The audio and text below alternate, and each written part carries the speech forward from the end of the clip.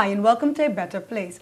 As you know, in this season, our theme is love and relationships. And today in the studio, we have a very special guest. Stay tuned, we will be right back.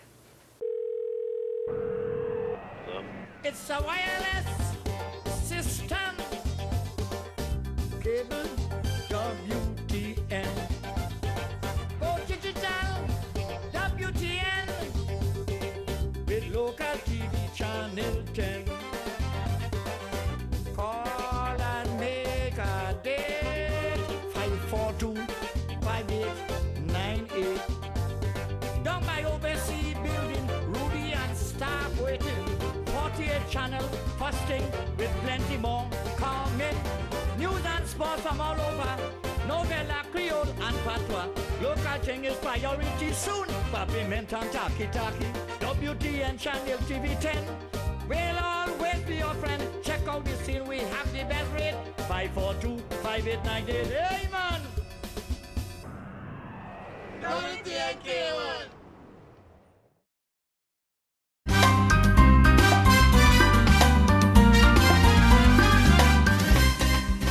Hi, and welcome back to A Better Place. As I mentioned in the intro, in this season, our theme is love and relationships. And in today's show, we will be discussing how love for children can help them to curb unnecessary and unwanted behavior. Today in our studios, we have none other than Miss Jamila Mussington. Good day, Jamila. Definitely a pleasure for me to be here. I'm excited to be back home in St. Martin, sweet St. Martin land. And I'm just here to give back to my community and further what I've learned and what I've experienced as a child myself growing up in this land and also studying psychology. And I'm not completely finished as yet, but I have done some work at an alternative school, which is a school for maladaptive kids. That's where they send all the kids that have behaved in a way that's not, I guess you would say it's not, it just didn't function well in the classroom. They sent it to alternative school. And I did my studies at the University of the Virgin Islands. But before that, I was educated right here at the Mac School. And from the Mac School, I went to the St. Martin Academy. And I did a semester at USM. And then UVI. I went on to UVI. I was born in the Virgin Islands, but I always say that if you cut me, you'll see St. Martin in me. And that's where I'm at right now. So that's, you gave us a little synopsis of who Jamila Mussington is. So Jamila, so you started by explaining basically what you did when you were in the USVI. But tell us, what encouraged you and what motivated you to want to study psychology? Well, at the age of 9, something very drastic happened to me, and it was the death of my mom, the late Lillian Stephen. And at that time, I'm trying not to get emotionally. At that time, I did not completely understood what happened, but I was always a cheerful person. I was always a person that was very, I guess you would say, an extrovert, very outgoing, loving everyone, talking to everyone. So I guess everyone would think that I was okay, you know, I'm doing just fine. I'm transitioning and getting over it. But to me, you never really get over the death of especially a mom.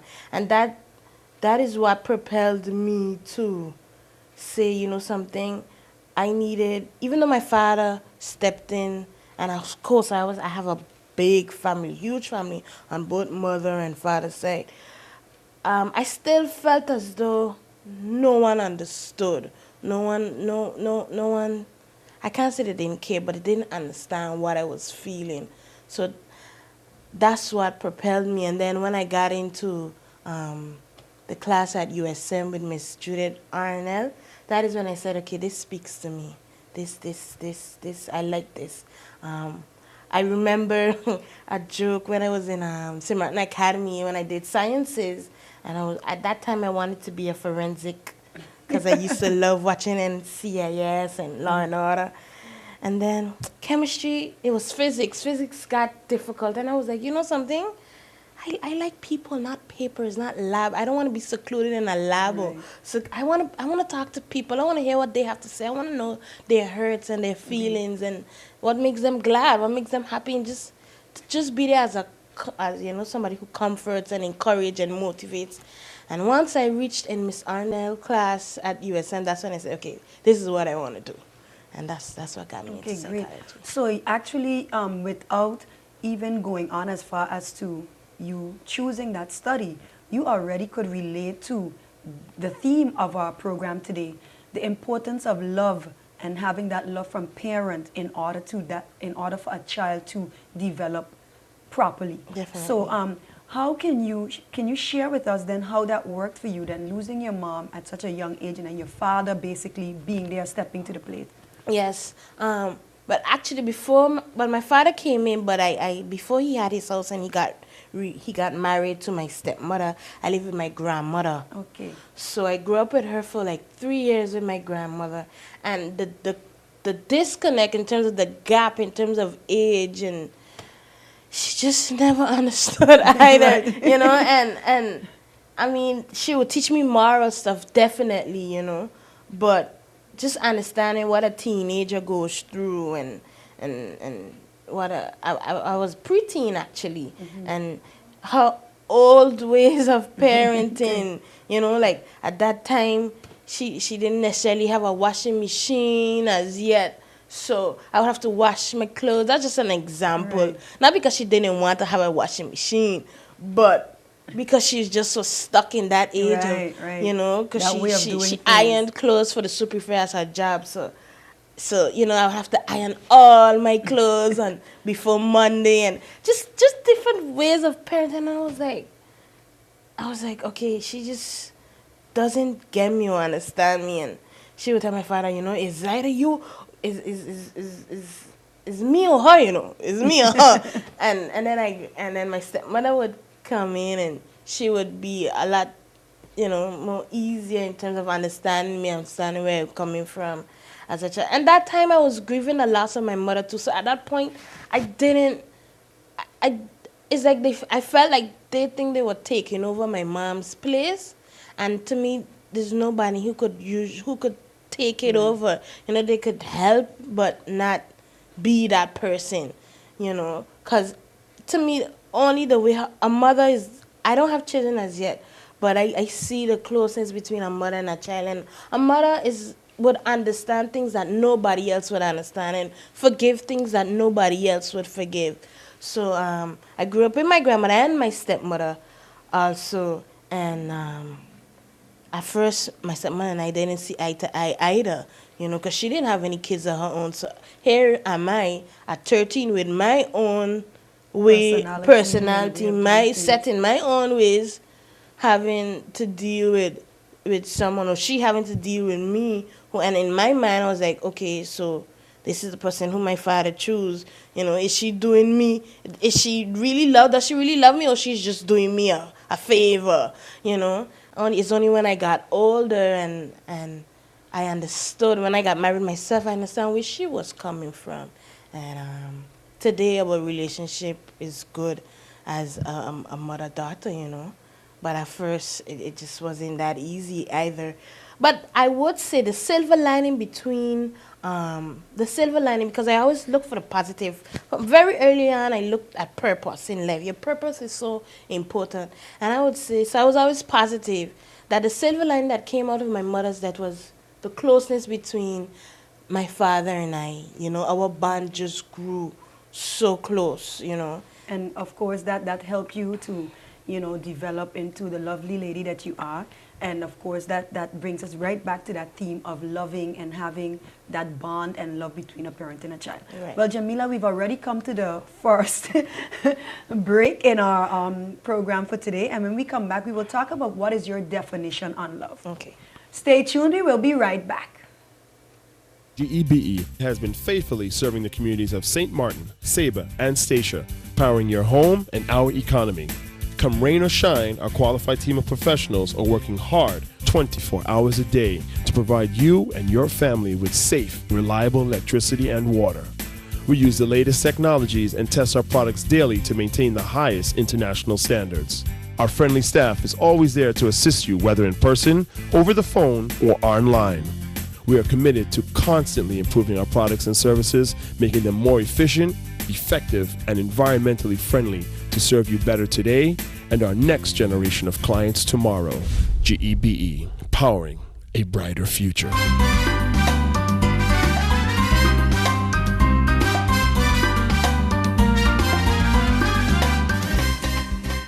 Hi, and welcome back to A Better Place. So Jamila, in this segment, we want to talk about love. And you know, we said our theme is love relationships, but specifically today, talking about love in a child's life and how that can help a child to become a better person and that it can actually help curb unwanted and unnecessary behavior. So what is your take on love? Well, I believe that love it's an emotion, but it's more than an emotion to me. It's an emotion that's expressed or activated by selflessness, you know, and that means it's sacrificial, it's patient, and I'm gonna take some of the words from the Bible because I'm a Christian also, so it's that word long suffering. When it spoke to me, I was like, oh my goodness, this is so powerful, you know. It means it bears all, it understands all, it goes to the top of the moon and bottom of the ocean, you know, but it also corrects. And what I mean by that, if someone loves you, they're honest with you and they tell you when you're wrong, you know, and they tell you, because it also, the word also says that, you know, just like a father loves a child, he chastises the child, you know, I'm paraphrasing here. If they don't love you, then they won't correct you. If they won't love you. If they didn't love you for your betterment. Because sometimes as children, we think we know everything. I remember when I was 16, man, I thought I was 20. I thought I know everything. There's nothing. And especially when it came into relationships and having a boyfriend. And I remember my aunt would be like, I don't want to hear that until you're 18. And I'm like, well, she didn't even listen to me, you know. But it was for my good. It was for my good. So that's what love does. It understands. It's patient. Patience is a big word when it comes to love, because sometimes we at a point where, you know, you just don't want to hear it. You don't care. But when you're patient, you say, you know something, and a child does something and it does again, you feel like, but I tell you not to do that already. I tell you not to do this, and it's like, but patience tells us, you know something, they're going to learn. You just have to teach. You just have to keep teaching until they learn, you know, until they get it. And a lot of times we don't see, especially in my field of work, we don't see the fruit of our labor right away in terms of counseling, but especially with adolescents. But something sticks, and I want to tell the parents, something does stick. If you train up that child and you see them going astray, you see them not doing what you taught them to, then you're like, but I did my best, and something sticks. And it's in the long run, when they hit 30, when they start to feel life and become responsible and more mature, then the things that you taught them will come back into play. And you'll be like, wow, I remember when my mother said, I remember when my father said, and my grandmother said that for a reason. And that it happened to me, you know. I was like, oh, this is what it meant by that. My mother would always say, pig asks a mother, why your snout so long? And the pig say, grew. And the mother say, grew, and y'all find out. And I'm like, what she mean by that? But as I grow old, I'm like, oh, sometimes you as a child, like, mommy, why this and why that? And I used to ask a lot of questions, you know. And that's another thing. Patience means you don't just, man, you're asking too much questions. Go watch TV. I can't deal with you right now. No. You sit down and you dialogue. Because that's how they learn, huh? You dialogue with that child. You speak to that. As much explanation as you can do, you do. Because it's especially good when they're asking you, because they could ask somebody else or look for that. Because a lot of times a child wants attention. You know, they want, you're competing for the attention. Right now we have TV. We have so many things, media, that are taking away the attention from the parent, from what you teach. And you got to remember that the family starts with a home. It's a pillar in society. And if a child comes to you and asks you a question, don't just brush them off. Sit down and explain to them. Talk to them, because the black could teach them. The drug dealer could teach them. You know? But if you teach them, then they know. They get a better understanding. And you don't want those negative things to teach them. So you sit down and you spend time with them. And that's a long definition of love. Well, you know, we often hear too that it's very important, that bond, that relationship that is fostered from in the womb between a mother and a child. But then how does it come into play when you also have the father? Because, you know, a lot of fathers do take up their role and they're also there. So how do you think that affects a child with their upbringing as well? I mean, this is what I believe. I believe that a father plays an extremely important role in the child. And it starts with, there's something we call modeling, or in psychology you call it modeling or learning. It's just basic. If a child sees you doing something, they're going to follow you, you know. And a father is supposed to be that example. A father is supposed to be that one that expresses wisdom, that teaches a child how to become a man if it's a boy. So even things like carrying him fishing, or, you know, spending that quality time, it's quality and quantity time with that child, you know. And I also believe, in terms of from a girl's perspective, that when that father dates that child, and tells her that she is loved, teaches her love, what it means to be loved, and she really understands, you know, love from my father. So that's a male love, and won't go out there looking for love from, you know, some guy, because they already understand, you know, my father loves me, my father dated me, he tells me I'm precious, he tells me I'm special. He already instilled that value in me to love myself and honor myself, and that I am precious. So there's nothing you telling me that is new to me, or that is going to make me fall for you, because my father has done that.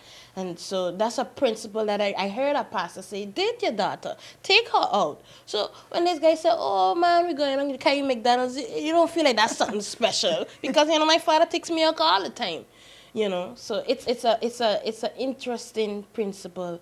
But that's what you are there for, father, to be that wise person, to be that stability, you know, and this is where Maslow hierarchy of needs come in, you know, in terms of, once you provide all those physical needs, which is shelter, clothing, because sometimes we think that's only the role of the father, to provide money, to provide clothing, shelter, to provide those physical needs, but it goes beyond that. Sometimes you want the father, an emotional connection. Men, it's not that men don't have emotions, or sometimes it's harder for them to express it because of how they were parented. They only saw their father come home and say, okay, look the paycheck, you know. But they have things to say too. They have feelings too, you know. And just sit down. I got to know my father, you know, and I was happy when I got to know my father and he got to know me. Okay, good. Well, Jamila, unfortunately, again, we've come to our second break. And when we come back, we'll go more into the topic of love and how that really can help to curb those unwanted behaviors with youngsters. Stay tuned, we will be right back. Are you really gonna eat all of that? All of that chicken? All of that lettuce, cheese, and bacon?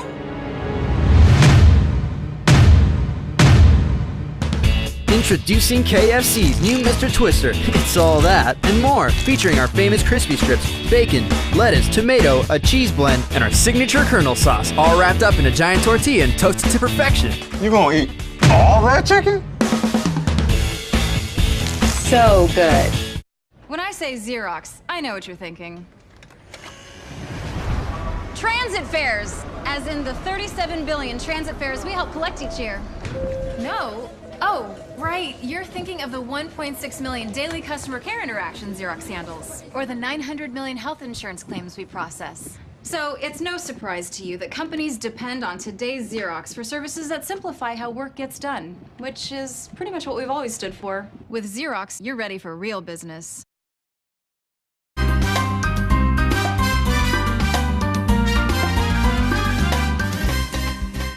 Hi, and welcome back to A Better Place. So Jamila, we've reached to our final segment in this program, so you know you're going to definitely have to come back because we have to elaborate more on your specific field of study. But tell us, would you say that love or the lack of love from parents or the person that the child would feel the most love from is what could cause them to have behavioral problems or to have issues? Yes, but when I say that, I want to say yes, but sometimes it's not. The thing is, love, we could think that we're loving that person, but if that person doesn't feel it, then there's a miss somewhere. And I think sometimes a parent can say, but I love them because I bought all these things for them. I make sure that they have food when they come home. They have their school supplies, everything that child wants, that child gets.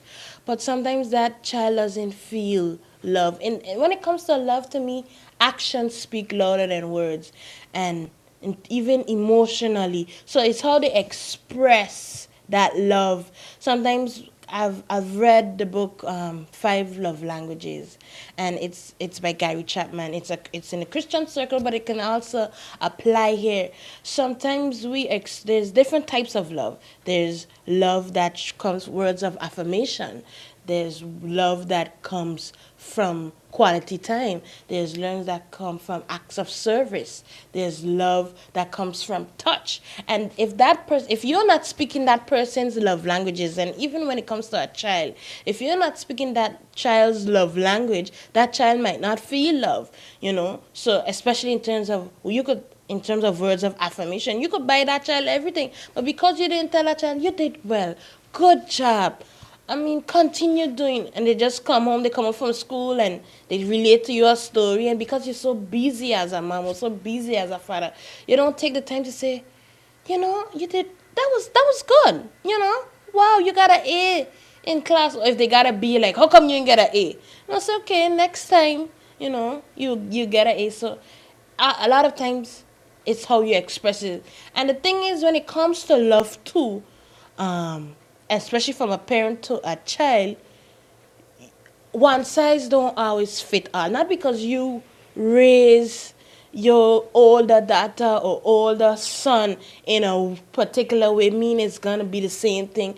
And you keep comparing. Johnny, I didn't have to go through that with Johnny, I didn't have to go through that with Sarah. And I don't understand why you coming up and you being like this. No, a child personalities. Children have different personalities. So what worked for Sarah won't necessarily work for Johnny. So you as a parent should know your child.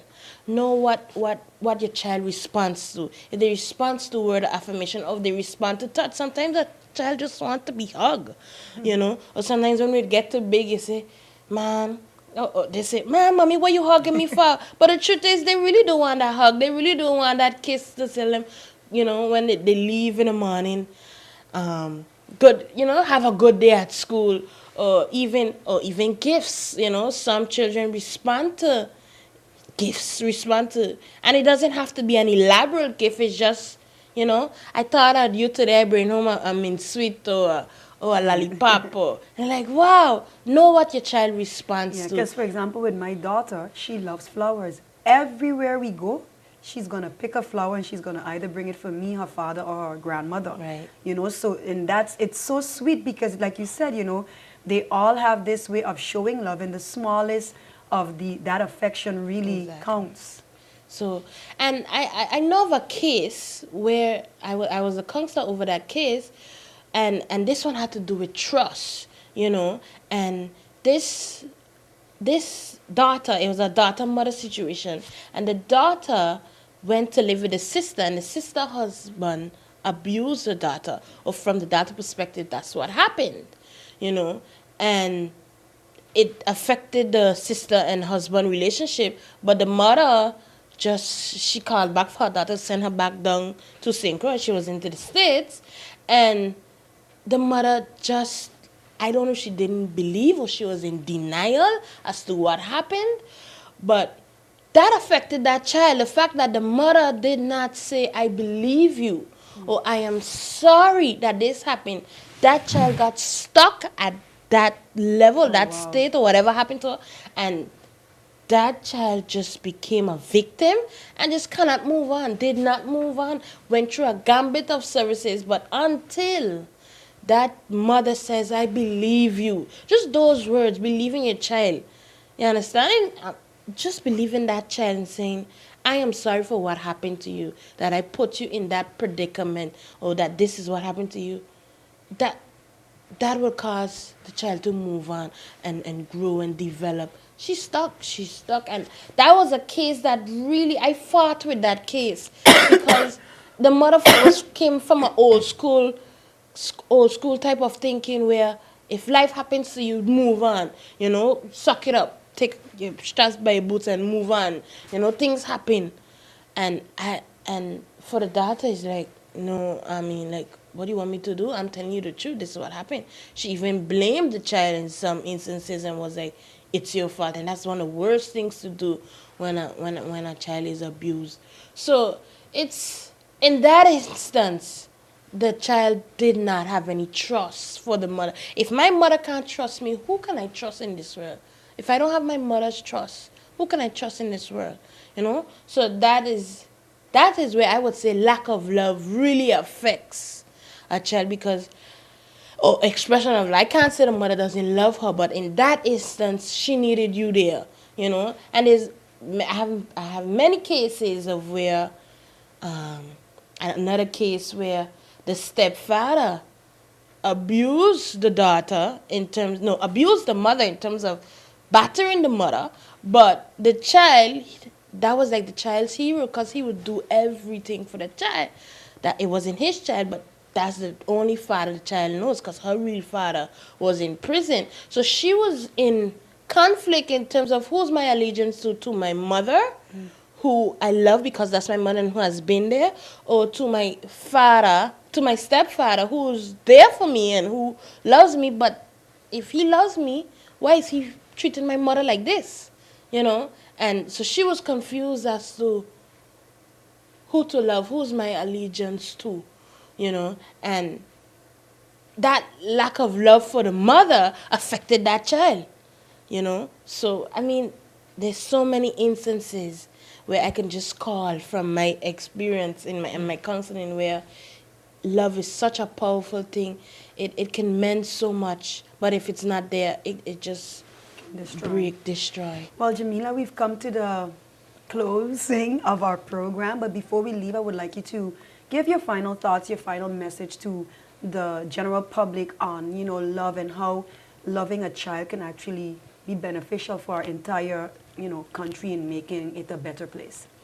I would say that love is so important. We cannot underestimate the power of love to heal. The Bible says it, and it's so true. Well, Jamila, thank you so much for having been a guest here on A Better Place. It was a pleasure. And good luck to you with your future endeavors. And to you, the viewing audience, I would like to thank you for having been a part of A Better Place. Stay tuned for future programs. I am your host, Angelique Rameau.